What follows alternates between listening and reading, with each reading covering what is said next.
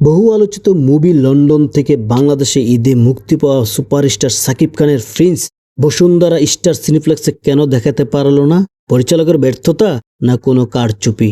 এদিকে ফ্যান ফলোয়াররা দূর দূরান্ত থেকে এসে ফিরে যাচ্ছেন টিকিট না পেয়ে মুক্তি পাওয়া স্টার সিনেপ্লেক্সের মুভির, যেমন হুমায়ুন আহমেদের উপন্যাস বনলতা এক্সপ্রেস, মেহেদী হাসান হৃদয়ের পরিচালিত সিয়াম আহমেদের রাক্ষস উদ্যম।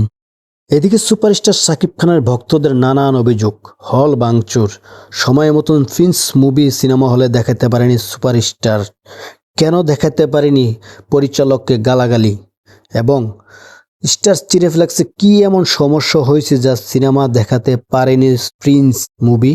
দর্শক জানতে চায় বসুন্ধরা সিনেপ্লেক্সে কেন দেখাতে পারেনি পরিচালক। বন্ধুরা, প্রিন্স মুভি বসুন্ধরা স্টার সিনেপ্লেক্সে কেন দেখাতে পারেনি যদি জেনে থাকেন অবশ্যই কমেন্টসে জানিয়ে যাবেন।